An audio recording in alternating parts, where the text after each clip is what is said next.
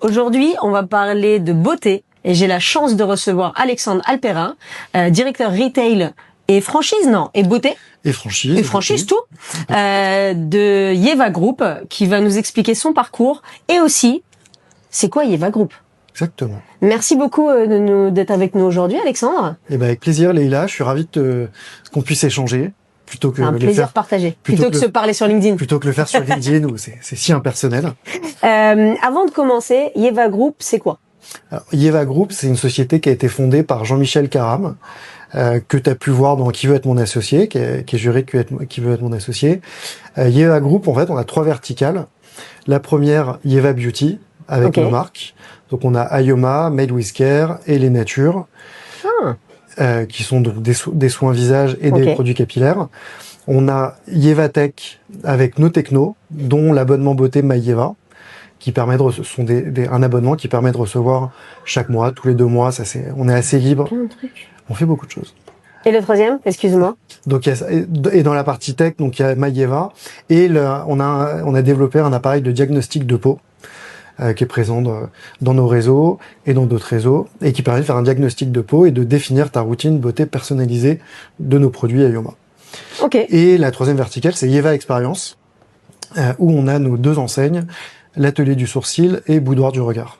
Ok, on va en parler après. Avec plaisir. Alexandre, dis-moi, toi, c'est quoi ton parcours? On m'a dit que tu avais travaillé chez Monoprix et Bouchara.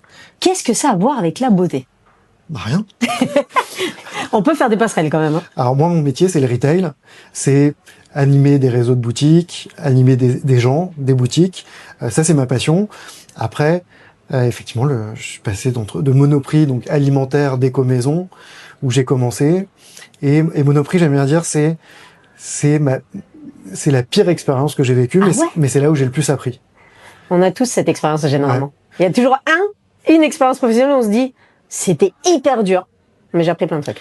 J'ai appris déjà sur les métiers de la grande distribution, une mine d'or, des organisations bien calées, bien huilées, tout fonctionne bien, et aussi savoir s'adapter. Moi, j'ai toujours eu des métiers très humains dans le relationnel, donc savoir s'adapter à la personne que tu as en face de toi.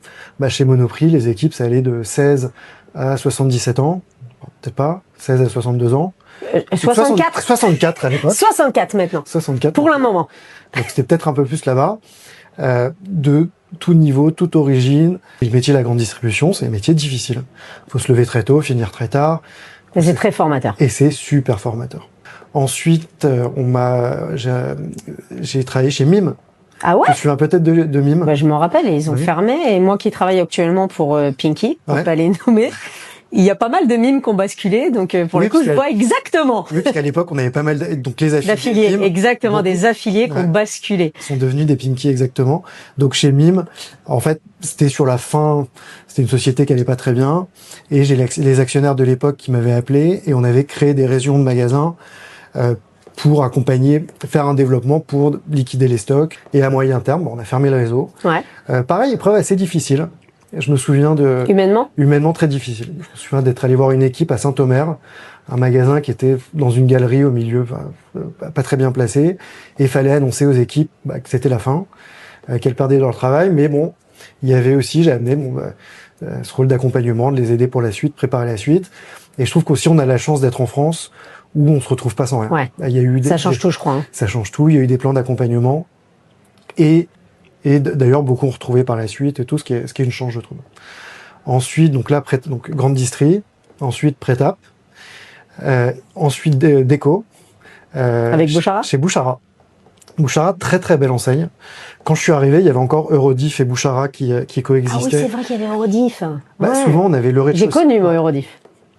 On avait le rez-de-chaussée Eurodif, donc déco maison plutôt entrée de gamme, et à l'étage on avait Bouchara avec les tissus.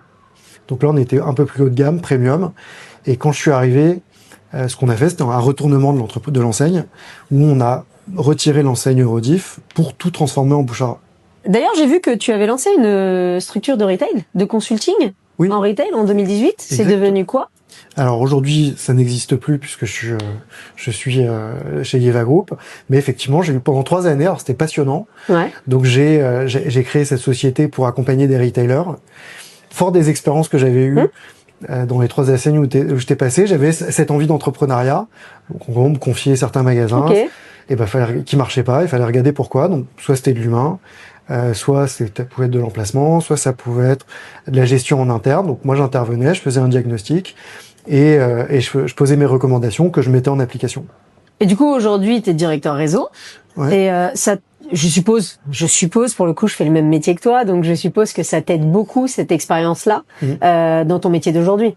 En fait, ce qui m'aide beaucoup aujourd'hui, c'est que à l'atelier du sourcil, on a une majorité de franchisés. Ouais. Et ce sont des entrepreneurs. Ayant été entrepreneur un temps, je me mets à leur place, et avec eux, c'est essentiel de savoir lire un bilan, un compte de résultats, faire un business plan, et avoir, je trouve, cette gymnastique d'esprit de savoir ce que c'est que déjà ouvrir un point de vente, le stress que peut vivre un entrepreneur ou un futur commerçant quand il va se lancer, et l'accompagner là-dedans. Moi, je vois mon rôle, je suis pas là pour stresser avec lui, mais au contraire, moi, je suis un facilitateur. J'adore le mot. Merci. Je te le prête. Je l'utilise souvent, je dois dire.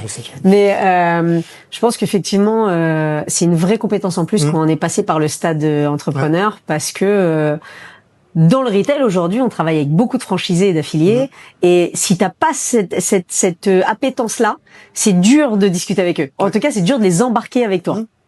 Et surtout, en fait, moi, mon rôle, typiquement dans les franchisés, je vais avoir plutôt un investisseur qui veut investir dans la franchise et ouvrir un point de vente. Donc là, il a une vision particulière, il a sa vision, et plutôt une vision rentabilité, et surtout il s'y connaît. Il sait ce que c'est que le monde du business. En face de ça, je vais avoir des franchisés plus ce qu'on appelle productifs, des salariés qui veulent se lancer, des personnes d'extérieur mais qui veulent pratiquer ce métier. Souvent, faire un business plan, elles savent pas faire. Aller négocier avec un bailleur, encore moins. Donc voilà. Et moi, je suis là pour les accompagner sur toutes ces étapes-là. Et également, et pareil, comme je disais, sur des difficultés que, par exemple, chez MIM, on a la chance d'habiter en France, dans un pays où il y a tellement d'aides qu'on a un moteur de recherche qui existe pour savoir à quelle aide on a le droit de bénéficier, qui est génial. Donc c'est lesaides.fr, pas compliqué. Et surtout, nous, c'est beaucoup d'entrepreneuriat au féminin. Et quand on entreprend en tant que femme, on a un peu plus d'aide. Il y a encore plus d'aide. Ouais. Et tant mieux, c'est une chance. J'ai pas pris d'aide pour créer ma société. Tu peux toujours. Il y a aussi, c'est avec Initiative France, Initiative Entreprise, il y a tout plein d'aides qui existent. Et donc, moi aussi, mon rôle, c'est les aider à regarder tout ce qui se passe autour d'elles dans l'environnement pour financer leur développement.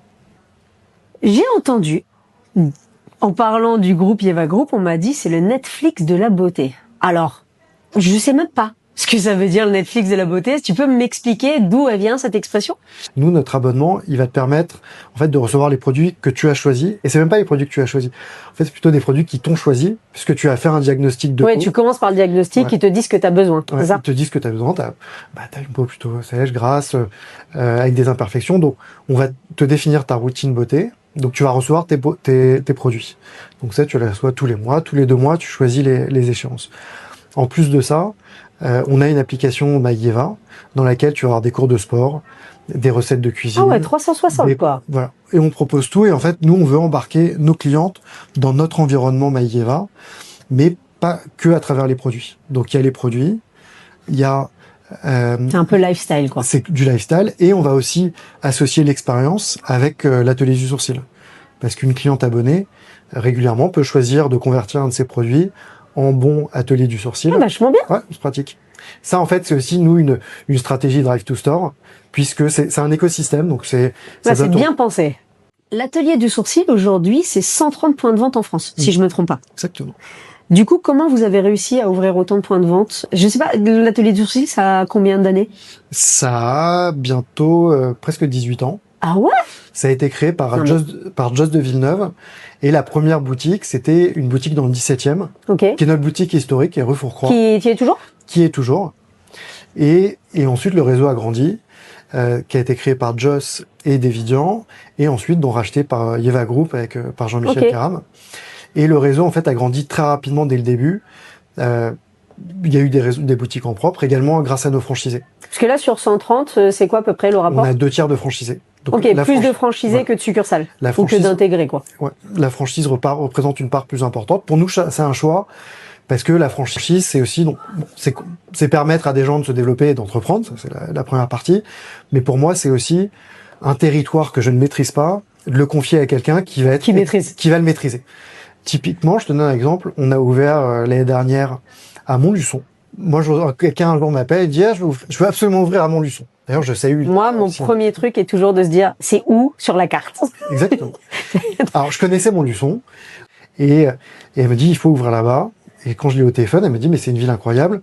Il y a la Monoprix, Fnac, la rue commerçante est super bien faite, etc. Il y a très peu de vacances commerciales. Je dis ok, je viens. Et en fait, typiquement, j'ai fait confiance à quelqu'un qui connaissait parfaitement sa ville. Après, moi, je vais sur place. Moi, j'ai mon expertise, ma vision, mon intuition. On a une belle enseigne qui attire et on a une franchisée qui cartonne aussi. Et on fait une première année où on va pas parler des chiffres, ça ouais, a pas mais de elle sens, est contente. mais elle est super contente et nous aussi. Ok. Et c'est un bel exemple. Aujourd'hui, nous, on est en plein développement. J'allais dire, t'en as ouvert beaucoup en 2025? Oui. Enfin, on est 2025 a été, je pense, comme tout le monde, une année un peu plus ralentie, mais on a un rythme d'ouverture assez soutenu. On ouvre en France, toujours Paris, région parisienne, et à l'étranger aussi. Ah, vachement bien. Ouais. Vous êtes où les gens? Aujourd'hui, on est en Espagne, en Belgique, au Maroc. On va continuer à se développer au Maroc, et on ambitionne aussi de continuer à se développer principalement pays francophones, mais après on peut aller un peu partout. Le sourcil, c'est universel en principe. Le sourcil, c'est universel. Et on a des franchisés qui sont là depuis 15 ans. Et un jour, me disent, moi, j'ai envie de partir au Portugal ou et du coup, qui vont développer là-bas. Et qui veulent développer effectivement à l'étranger. Du coup, vous n'êtes pas bloqué sur l'étranger, Pas du tout, au contraire. Ok. Je pense qu'il faut, et nous, aujourd'hui, on a 130 points de vente en France, donc on a un maillage déjà assez important. Donc, si on veut continuer à se développer, ça part par les territoires où on n'est pas encore, mais également l'Europe. On essaye d'être à la pointe de notre métier. On est les numéros 1 du regard. Donc, on est à la pointe de ce qu'on fait. Et dans notre métier, c'est pas uniquement avoir proposé la prestation la plus en vogue sur TikTok ou autre, mais c'est aussi important quand même. C'est important. Mais c'est également avoir en fait tout ce qui est sécurité autour de l'hygiène. Ouais, parce qu'il y a de l'hygiène sécurité. Nous, c'est hyper important. Et par exemple, on a nos propres pigments qu'on fabrique nous-mêmes et qu'on a développé nous-mêmes, qui répondent à nos standards de très haute qualité. Nos produits cosmétiques également, etc. Et ça, en fait, nous, on trace toute notre chaîne, et c'est ça qui est important. Et on voit, étant les numéros 1, étant partout, souvent, alors je salue tous nos concurrents et ils sont là, et en fait, ils nous font beaucoup de bien. Il n'y a rien de plus sain qu'avoir des concurrents performants. Ça fait une bonne émulation. Mais ça fait une très bonne émulation. Mais nous, en fait, il faut savoir qu'on pigmente la peau. Il faut avoir des produits dont on est sûr et respecter plein de règles d'hygiène. Et c'est pour ça que nos clients viennent chez nous, parce qu'ils savent que l'atelier sourcil, on respecte toutes ces règles-là. Il y a pas mal d'intelligence artificielle dans ce que vous faites. Tu m'as dit qu'il y a une branche avec... comment ça s'appelle déjà le diagnostic. Tu m'as dit qu'il y avait une branche avec du diagnostic de peau et ainsi de suite. Comment vous intégrez aujourd'hui l'IA dans l'Ieva Group, du coup, puisque du coup tu l'as sur plusieurs branches, je suppose. Déjà, on a l'appareil de diagnostic de peau dont je t'ai parlé, qui est boosté à l'IA. Maintenant, l'IA est quand même incontournable. Les équipes sièges, on utilise beaucoup l'IA maintenant. Je trouve ça c'est quand même très utile sur beaucoup de choses. Quand tu regardes tes mails en fin de journée et que il y a eu 10 conversations sur un mail et que tu dis à ChatGPT de te résumer le mail, c'est magnifique. On utilise l'IA à tous les endroits où ça peut être utile pour accompagner le réseau. Après, moi, ma vision du retail, et y travaillons depuis quelques années maintenant, je trouve qu'il faut mettre toute notre énergie sur l'humain. Parce que dans une boutique, faire venir des gens dans un magasin, c'est pas compliqué. Tu payes du Google, tu fais tout ce que tu veux, t'arriveras à faire venir des gens.